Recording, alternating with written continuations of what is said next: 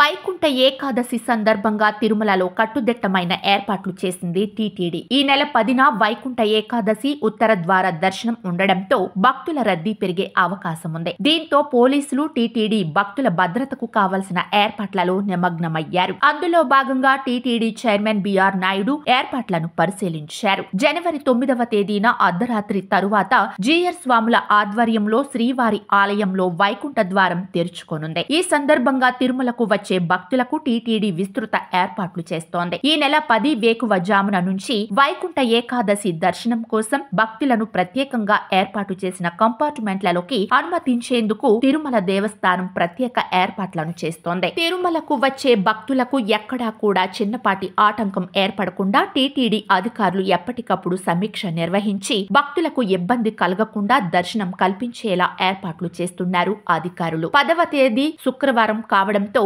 స్వామివారికి జరగవలసిన కైంకర్యాలు జరిగిన తరువాత ఉదయం 4:45 ప్రోటోకాల్ పరిధిలోని వ్యక్తులను అనుమతిస్తామని, తదుపరి 19వ తేదీ అర్ధరాత్రి వరకు నిర్విరామంగా సర్వదర్శనం ఉంటుందని తిరుమల ఈవో ఒక ప్రకటనలో తెలిపారు. వైకుంఠ ద్వార రోజుల్లో సుమారు 7 లక్షల మంది స్వామి దర్శనం చేసుకునే అవకాశం ఉందని టీటీడీ అంచనా వేస్తోంది. ఈ నేపథ్యంలో ఇప్పటికే 1.40 లక్షల 300 రూపాయల ప్రత్యేక ప్రవేశ దర్శనం టికెట్లను డిసెంబర్ 24న ఆన్లైన్లో టీటీడీ విడుదల చేయగా, శ్రీవారి దర్శనానికి డిసెంబర్ 23వ తేదీన జనవరి 1వ తేదీకి సంబంధించి 1500 టికెట్లను విడుదల చేయగా, మిగిలిన 9 రోజుల్లో రోజుకు 2000 టికెట్లను టీటీడీ విడుదల చేసింది. ఇక తిరుమల తిరుపతి స్థానికుల కోసం ప్రత్యేక కౌంటర్లను ఏర్పాటు చేస్తున్నట్లు టీటీడీ అధికారులు వెల్లడించారు. సుమారు 9 ప్రాంతాల్లో 91 కౌంటర్లకు పైగా స్థానికులకు టికెట్లు కేటాయించినట్లు అధికారులు తెలిపారు. అందులో ప్రధానంగా తిరుపతిలో ఇందిరా మైదానం,